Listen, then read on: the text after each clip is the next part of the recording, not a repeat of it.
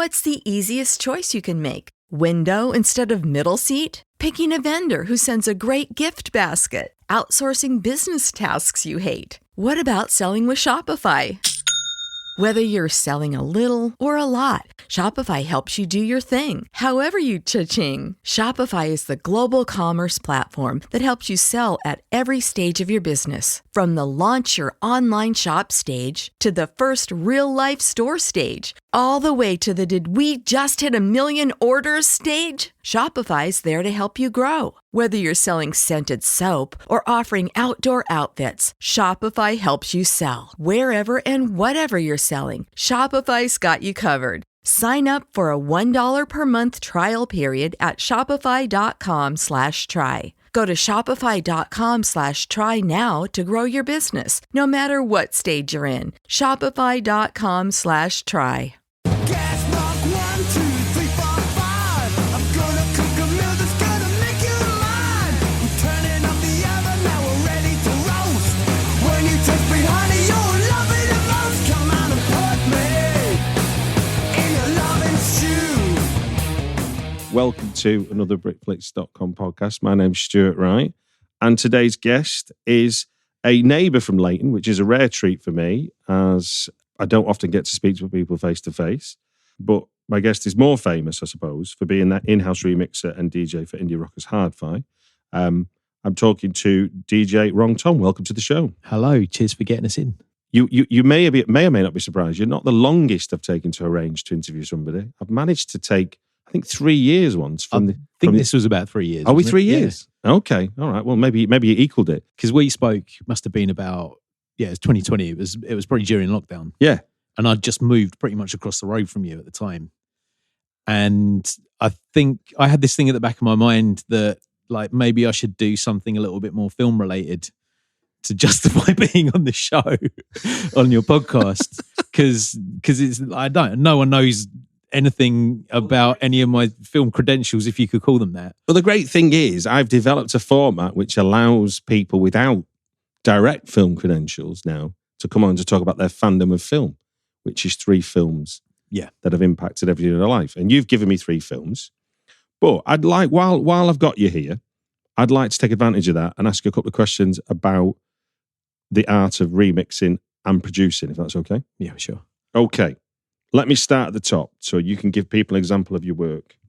What's a favourite remix you've done of an existing song or tune, and why is it a favourite? That is a tough one because I've done a lot of remixes. I was trying to work it out a little while ago. I think it's nearing almost 300. Okay, should I revise the question to what's an interesting remix you've had to do, and why is it interesting? No, I mean, like if there is a favourite. Okay. Because I've thought about this a lot, and I often think about favourites anyway. I would think about like favourite films, favourite songs, whatever, and it's almost ridiculous to have one particular song, but there is. And for me, it was when around the time I started doing the Hardfi stuff, they got me to remix a track called Middle Eastern Holiday, which was almost a single. And then at the last minute, I think someone at the label or someone in the band realised that it was a bit of an odd song. It's in 3 sections. It's kind of like this up-tempo rock tune, and then suddenly it turns into this kind of dubby track in the middle. It's very, very Clash-esque. And it was kind of like, okay, this isn't going to be the single, but we're giving you the stems anyway, so carry on with your remix. And it ended up as the B-side for the single, I think it was the second single, Tied Up Too Tight maybe. And I did one mix. I decided because it had these 3 sections that I was going to do 3 different remixes. So I did one that was this kind of downbeat, it was almost like a funk thing, which didn't quite work, but it got released. And then I took the middle section, which was the dub section, and I just thought, right, I'm going to do something that really sounds like an old kind of Augustus Pablo dub record of some sort. And then I had another one which was a kind of almost like post-punk disco kind of thing, like real kind of sort of thing that LCD Sound System are doing in the noughties. And then I found out Chicken Lips had done one for the same tune exactly like that and delivered it. So I was like, okay, ditch that one and focus on the dub. And I'd been thinking about doing dub stuff since I was a teenager, and I started playing in bands. And I was always kind of like, is it really my place to do it?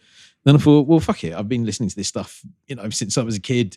And if I can do it, then it's my place to do it, right? So I gave it a go, and it wound up coming out as a 7-inch that came free with the album if you bought it from HMV, which was a weird thing because, people were buying a CD of it and getting this 7-inch of a dub tune.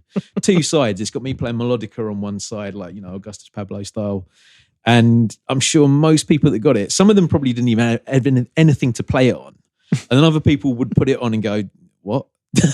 But anyway, yeah, I just love the fact that they decided that it was worth doing this. And it became this like weird little collectible oddity.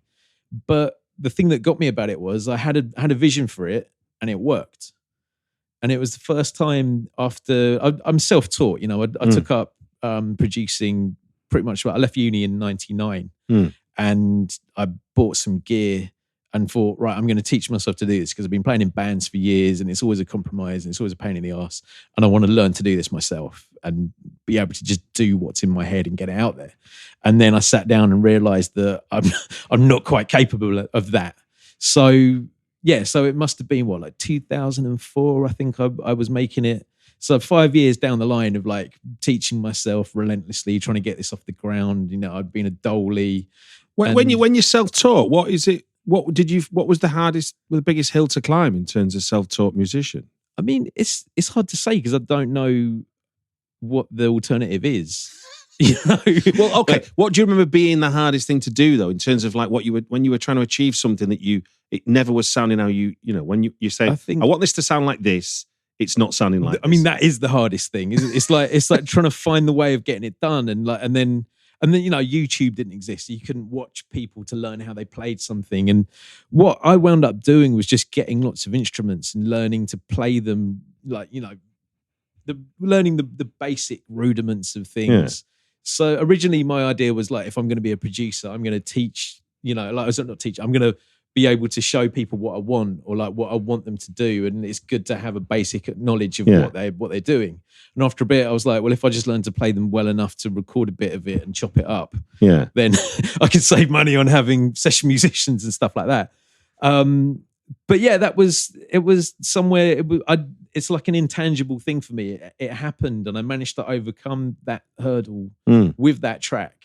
Because I think that's one of the things, you think of a band like The Fall and Marky Smith's turnover of band members, because he couldn't play a note. Yeah. So he had to get collaborators in to then explain this intangible until they got it right, which you can see why he probably had a high turnover of band members. But it's almost like a situationist experiment, The Fall, isn't it? And there's one Fall song that I absolutely love. It's not his song, it's a cover of the Monks. Is it the Monks? No, hang on. No, the song's called Black Monk 2. It is the Monks. Is it the Monks? Yeah, it's the Black Monks. Yeah. So yeah, it's produced by Cold Cut, weirdly. It's almost like a house tune. And I think it was a B-side. And there's a bit where there's a key change, and he literally just goes, key changer. Because he's obviously like the first time he's heard this.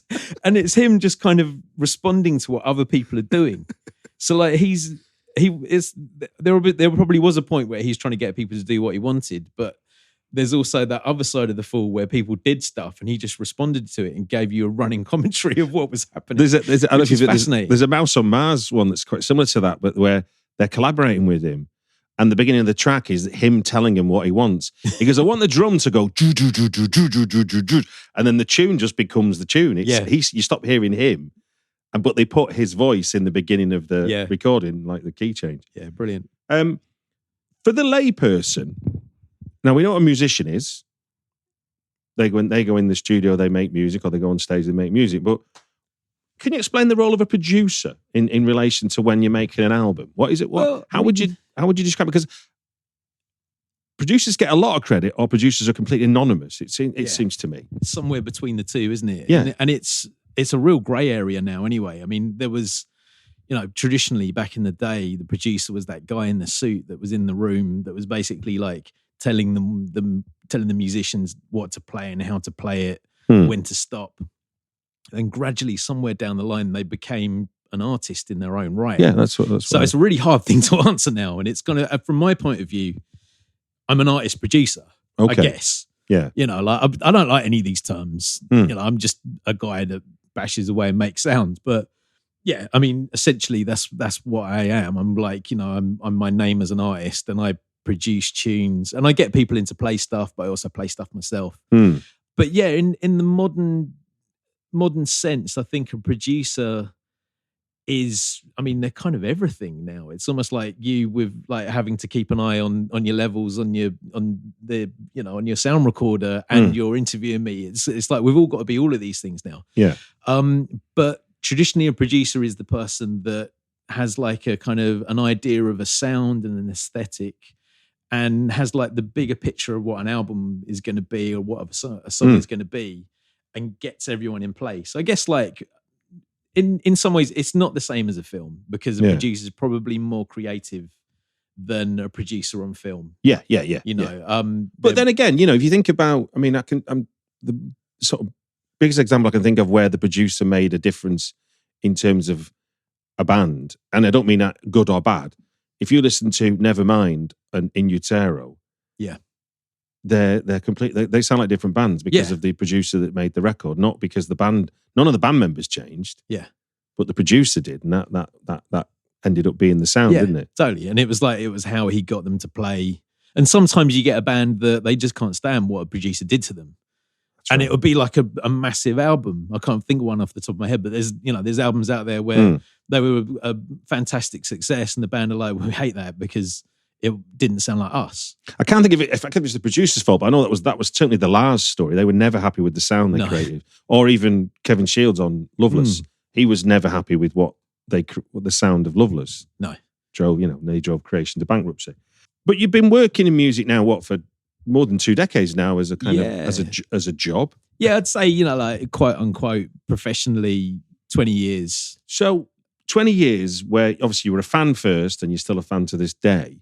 How does someone working with music, trying to create music, trying to keep their head in the music game, as it were, how do you keep the flame of being a music fan alive? I don't. Okay. No. It just hasn't stopped. Now? I think no. It's funny. I think because I've never been that successful. You know, like to the degree of like, you know, it barely pays my mortgage. You know, of like I just about keep afloat from it. It's not like I've ever had a massive hit. Right. And in some ways that's great, because it means that I don't have something that I have to replicate, or something that like, well, you did that, we want you to keep doing this. Okay. So I've always managed to just keep plowing along and learning new stuff as I go, and doing fresh stuff and doing the things that I want to do. Because there's no kind of like, there's no need to hark back to something and say, I need to put bums on seats. I need to get this many people listening to it. No one's going to go, oh, well, you know, you haven't replicated what you did with that record, because like, you know, so many people still come to me and go like, well, what have you done? You've been around for 20 years. What have you been doing? And you know, with Hardfire, it's funny because people are kind of like, oh, you work with Hardfire, and like, there's a certain demographic that like, oh, you know, indie pop, really? And then they find out what I did was make difficult dub records that like somehow Atlantic Records bankrolled, and I've just had a really strange niche in the industry, and I've been very lucky in that respect, and also unlucky because I've never made any money. Because in that 20 years, essentially, we've gone from a sort of predominantly physical media to every single piece of music is almost at our fingertips now. And as a fan, as a person trying to make music and be inspired by music, how in this modern era do you allow yourself to either plow your own furrow, which is kind of what would have happened when because in many ways to me it feels like music and film very similar. They've got cheaper, so it's easy to get more access to it. Whereas when I first started out with any of it, everything you bought was precious because it was expensive as an item. Yeah. But also, how do you find hidden gems if you're going to be like remixing, or you're going to be introducing some new sound that's going to be a surprise to people but exciting, when everyone else can Google, everyone else can search? So, well, I think one of the things is people still go for the stuff that they know. Okay. Even with all that stuff out there. So all it really means is there's more of a chance that you're going to find hidden gems because somebody that's got a real love for it has gone out and compiled an album of like weird, some kind of like psych Welsh folk or something. There's ways of discovering stuff that you wouldn't have been able to do before without going to a place, like flying to another country and being that person digging through vinyl. So there's more opportunity to be a specialist in some ways. Okay, that's interesting. But at the same time, there's also stuff that isn't up there, which makes it even more precious. And it was funny. For ages, I've been trying to get some money together and haven't been able to put out the follow-up to an album that I put together, a compilation I put together 11 years ago now called Spiky Dread, which is basically, essentially it's punky reggae. Okay. It's punk and post-punk bands that made reggae and dub tunes. And the first one I went for, I played it safe and I got Bad Brains, I got the Slits and I got people like that. But the track that actually sold it, the distributor told me, was my brother-in-law's band from 1982 that never released their music because they split up before they'd actually finished recording pretty much.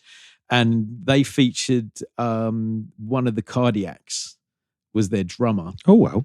And Cardiac's completists heard about this and went, we need this. It was like, they've been waiting for this to come. My goodness. A record they didn't know they needed. And I was just like, right. So really what I should be doing is finding the stuff that you can't find online. And so I spent the last decade going through my records and finding records that you can't, that aren't on Spotify, that everyone's forgotten about, self-released things. There's that era, like the punk era, the DIY, post-punk era, like all around the turn of the 80s, I've always found really fascinating. And so that's what I've been doing, like finding those tunes that no one's seen and trying to get them out there to people, so that it's out there. And I think that's it. Just find stuff that people made for the love of it. So it's like, I bet you're sort of doing like what Nuggets and Pebbles did for psych rock. You're doing for like that post-punk period. Precisely. Yeah. Oh, wow. Nice one. And what have you got anything? Is anything up your sleeve that's imminent? Yeah, well, the second album's been, about 3 years ago I had it already. Pretty much, I had the track list and I've spoken to lots of people and I had it ready to be licensed. And then COVID happened and had no income, and I've just been struggling to pay the bills ever since. Yeah. So it's just sitting there waiting. Sadly, like 3 different people that I was dealing with died in that time. Oh, wow. Sorry. Which is sadly the nature of, I guess, like that era. We're losing a lot of them, so, whether I can get it out, I don't know. If I can find someone that wants to get behind it and fund it, give us a shout. We're going to move into 3 films that have impacted everything in your adult life. Okay. The rules of the game are simple. You've given me 3 films. I've got a timer. And every time we reach 5 minutes, we'll hear this sound. The great thing is you're sat opposite me. I don't have to say, can you hear that? Because if you can't, I've got problems. Then you've gone temporarily deaf in between the last conversation we had. So that will go off. We will start without further ado with the first one in your list, which is the classic space opera, Star Wars. I'm guessing The New Hope. When you said Star Wars. So you've heard of it? It's an obscure 1977 film by a director called George Lucas. Well, when people say Star Wars now, it could mean the whole franchise. Yeah. But obviously, to us, yes. Let's just assume for these 5 minutes that the only film that exists is Star Wars. Okay, one film, 1977. So where are you seeing this for the first time? First time I saw it, I was 3 years old. Okay. So that would have been 1978. And because it didn't come out, a lot of people don't realise that it didn't come out until right at the end of 1977, just after Christmas in the UK. And it stayed at the cinemas for months and months. Like it's not like today where like films, everyone goes to the first weekend and then you basically go to an empty cinema. So we went probably around May 1978. Brace yourself for something fuel nominal. Unleaded 88 is the clear fuel choice. It's cheaper, cleaner, and greener. And it's grown by Iowa corn farmers. Now that's totally worth the hype. So pump it up with Unleaded 88. Is your vehicle stopping like it should? Does it squeal or grind when you brake? Don't miss out on summer brake deals at O'Reilly Auto Parts. O'Reilly Auto Parts. So I would have been just turning 3. Mm-hmm. And I don't remember it because I was 3. Yeah. Or just about 3. But it's like a kind of residual memory. Right. I think we saw it in Kingston upon Thames in southwest London, in a tiny little cinema that became a pine shop. Years later, I think it's gone now. I think the Rotunda Centre is on the site. Weirdly, my local cinema became a pine shop, then a block of flats. Maybe it's a thing. I think it's just big space for furniture. Yeah, I mean, it wasn't even my local cinema. We lived in this town called Stoneleigh, which is sort of somewhere between. It's kind of like in the axis of Wimbledon, Epsom, and Kingston. So how does a film you don't remember seeing stay in the memory that you saw it? Well, explain this to us. So, as I was growing up, obviously the first thing that really hit me that I became aware of were the figures in '78. My brother started getting them. He's 3.5 years older than me, and he was playing with them. And that suddenly I had these like toys and these pictures on the back of the boxes, and there was this kind of like character construction and a story coming out. So there's two versions of Star Wars in my head. There's the one that I know and everyone knows, and then there's the one that my brother lied to me about as we were playing with the figures, and he made up all this shit about all these characters that was nonsense. So when I saw it on, I think it got shown on telly. Probably not. The first Star Wars film got shown on telly quite quickly. And I remember, like in the early 80s, having it taped off telly, and I used to watch it religiously. And it wasn't the film that it told me about. But the other thing was I had a best mate. Let's skip forward to about 1982. Okay. I had a best mate called Paul Withers, and the pair of us were like obsessed with Star Wars figures, and we used to watch it. He had it on tape as well off the telly, and we'd seen Empire Strikes Back by this point, and we were completely invested in it. And so we were sitting there one day, and I remember having this conversation. I was probably about 7 years old, and we worked out that they weren't in space, and they weren't in the Death Star. They were just in a room somewhere being filmed. And it was, I don't know what occurred to us. It was just like, this isn't, you can't go to space. You can't go and film this stuff. They're just in a building, and someone's built it, and someone's constructed this entire world to film.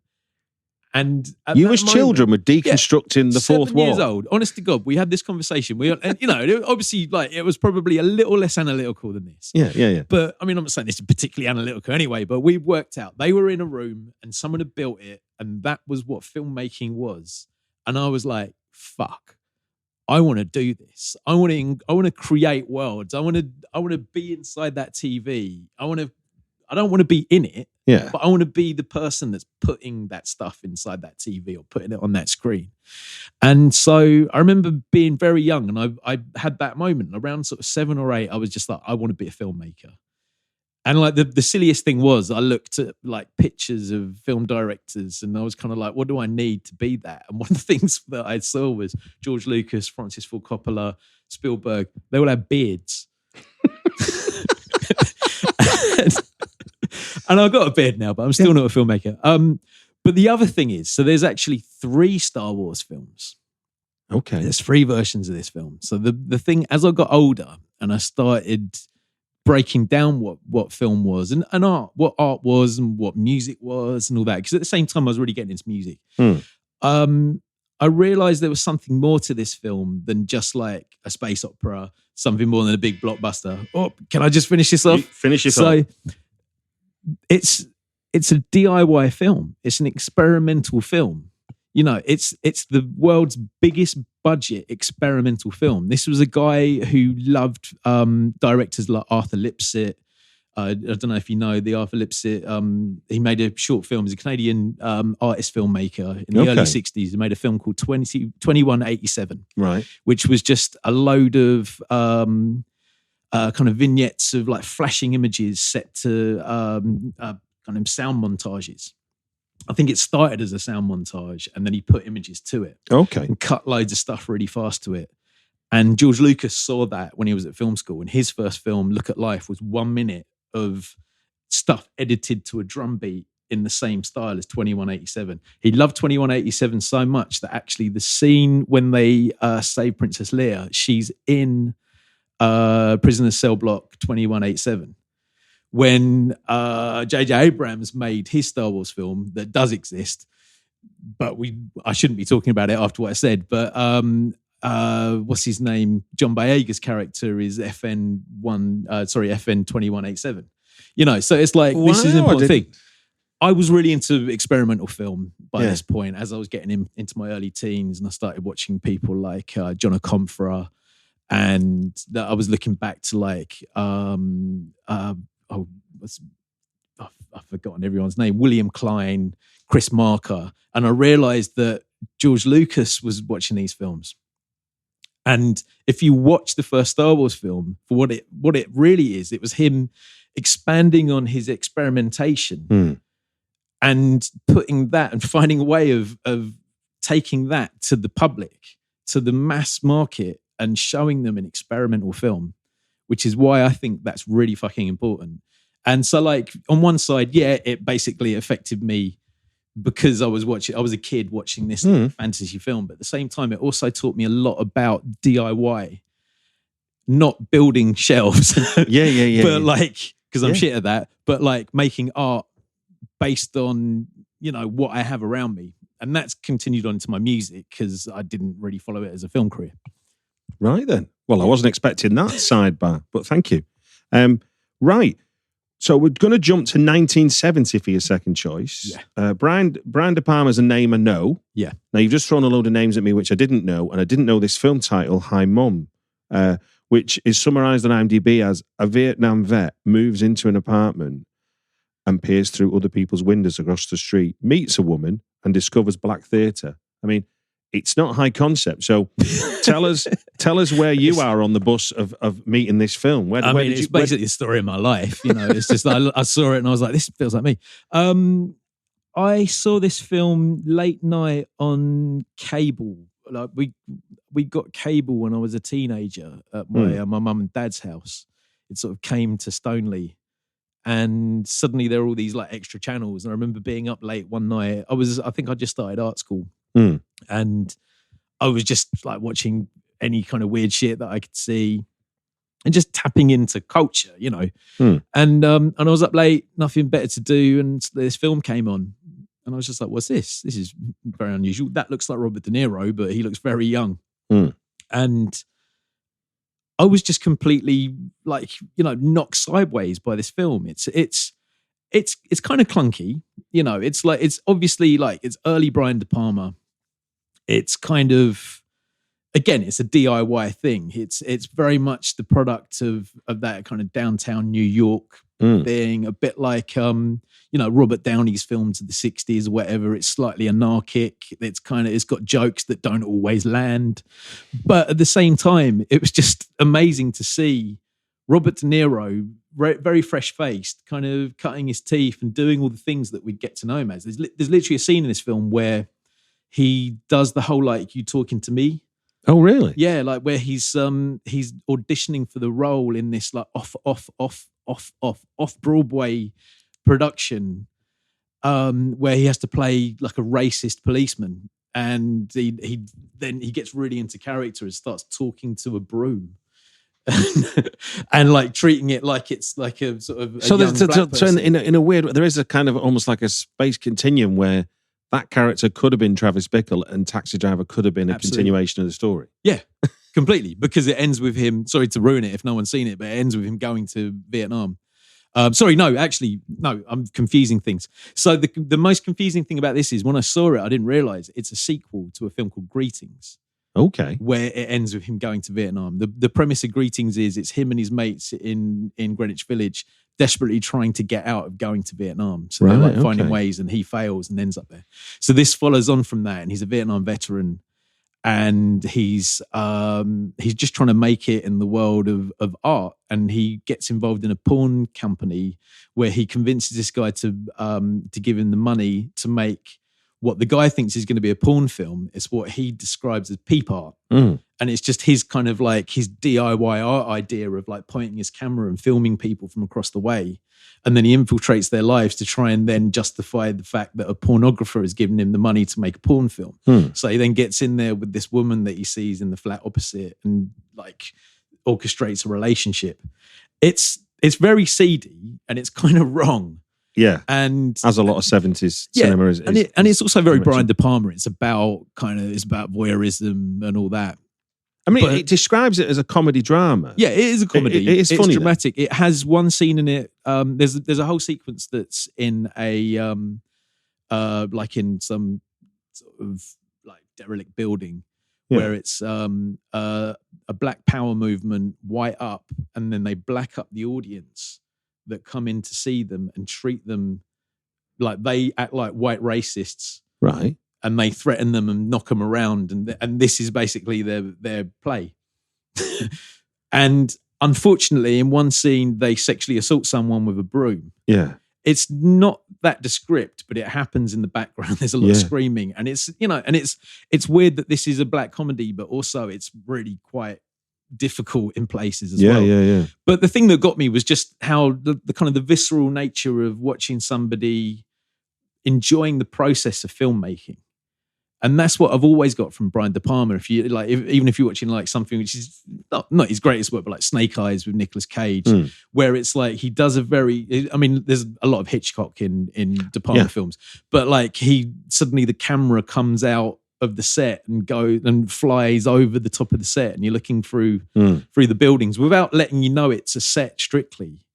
But that's what I love about it, because I get to see it and I think it's a set. It's like watching like a Jean-Luc Godard film or something where like he does pull the camera back and shows you you're on a set or something. I've always loved that idea of someone just kind of pulling back that curtain and going like, actually, here's what I'm doing, and you're watching the film that I'm making. And yeah, so that's it. Hi Mum just blew me away. I saw a filmmaker making a film, and I was just like, well, this is kind of what I got from George Lucas, and I'm getting it again from Brian De Palma, who obviously was the guy that rewrote the crawl from Star Wars, so it sort of relates. I think he read George Lucas's opening crawl and went, George, this is shit. Let me save you. Wow, why didn't you say, I'm not the world's great authority on Star Wars, so I'll take any fact that you can throw at me. You could lie if you wanted. Right then, we're going to fast forward into the 21st century for your final choice. And this is Edgar Wright's horror comedy, Shaun of the Dead from 2004. Where are you seeing this? Why is something so much later in life having so much impact? I didn't see Shaun of the Dead when it came out. Okay. Yeah, for some reason, I remember sitting in a cinema. I can't remember what I was watching. Might have been a disaster movie. I'm not sure. But I went to see it, and the trailer for Shaun of the Dead came out, and it actually made me angry. And I can't explain why. I remember throwing a Malteser at the screen in anger. And I don't know why, because I mean, I love the Romero films. And I think it just kind of like bugged me that someone had made a comedy. And it was just like, well, they're fucking making some bad pastiche of a zombie film. And then I realized that I was wrong. And I was just like, oh, it's the guys that made Spaced. That could be all right, but I still didn't see it. And it wasn't until, and this is actually a romance tale, it wasn't until I met my girlfriend and we were hanging out, we were courting as it were. And I went back to hers one night and she said, have you ever seen Shaun of the Dead? And I was just like, no, I haven't seen Shaun of the Dead. This is in 2006. So I was round at hers and she put on Shaun of the Dead, and it was something that obviously like really tickled her, and she said, you need to see this. And we sat down and watched it together, and it just became our film. And it was just like, we both realized that we had a very similar sense of humor, and I can't believe that I wasted that Malteser throwing it at something which is actually a really perfect film. I think I think the first two films, Shaun of the Dead and Hot Fuzz, for me, are pitch perfect. They're really, really funny, and they're actually not pastiches at all. They're films that totally love the genre that they're part of, rather than they're sending up. I mean, yeah, Shaun of the Dead, from a screenwriting point of view, is the perfect rom-com. Yeah. It just happens to be set in a zombie apocalypse. Yeah. Which is quite a trick to pull off. But it's also a fantastic horror film as well. It still has horror beats. Yeah, and there are moments in it that are genuinely quite upsetting. Like when they run over the guy in the street and then they pull up to see if he's okay. And there's the whole joke where he's like, oh, it's all right, he's a zombie. But the guy actually scares me. So it's weird to find something hilarious and scary at the same time. And they pulled it off. It's fucking brilliant. But yeah, so the thing that really got me about that film was it became our film, me and my girlfriend's film, and we're still together, you know, all these years later, and we're parents, and we live in a house around a corner from you. And so, yeah, that film is really important to me. And I like Edgar Wright. Like, I don't know him personally. We did speak once via direct message on Twitter when I put up, it was around the time the Queen died last year, and I put up a GIF of Simon Pegg saying "Goodbye, Liz" from Shaun of the Dead, and he was like, "Please send me that. That's fantastic." So we spoke really briefly, but yeah, he just seems like someone. I mean, he's around the same age as me. He's got really similar interests. I've always just kind of struck me as like, if I ever bumped into Edgar Wright, I think we'd probably have a lot to chat about. But I'm also not a stalker. I should add, in the days of, you know, like hyper connectivity. So what would be a scene that stands out for you in Shaun of the Dead? The scene that stands out most is when they're walking down the back alley of the houses and they come across his ex-girlfriend's friends and mum, and they're like the kind of mirror image of the two. And I love the joke and I love the gag, but the thing that actually I love most about it is the back alleys of suburban houses, because it just totally reminds me of growing up in suburbia. And that's one of the things that actually really hit me. Like, my girlfriend always jokes and says that Sean's mum really reminds her of my mum. The kind of like not wanting to worry him, even though she's basically about to turn into a zombie and all that. I mean, like, my best friend, like, this is quite sad, but my best friend hanged himself when I was 25. And my mum didn't tell me straight away because she was like, thought it might upset you. And I was like, well, yes. Yeah, it would. But so it's kind of, they got that. There's so many beats in that film. They got so many characters and so many aspects of that kind of lifestyle to a T, and it really resonated. But the most important thing is it was the film that really made me realize that it was like me and my girlfriend were meant to be together. That's quite powerful. And the other thing is it opens with Ghost Town by the Specials, which is obviously a really important tune. There we go. And on that cultural bombshell, I thank you for 3 films that have impacted everything in your adult life. We had Star Wars, because that's all there ever was. Hi Mom, Miranda Palmer's early movie. Hi Mom, with the exclamation mark. With the exclamation mark, yes. And Shaun of the Dead in 2004. And it just gives me, DJ Wrong Tom, to say thank you very much for joining me on the Britflix podcast. Cheers for getting us in. It was great.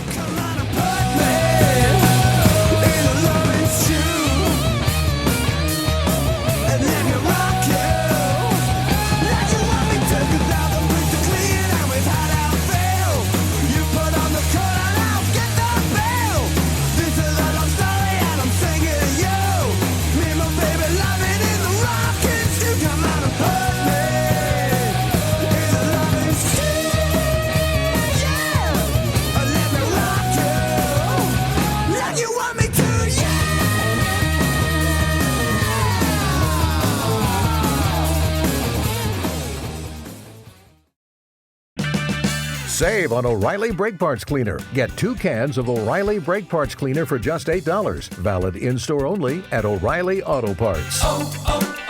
O'Reilly Auto Parts.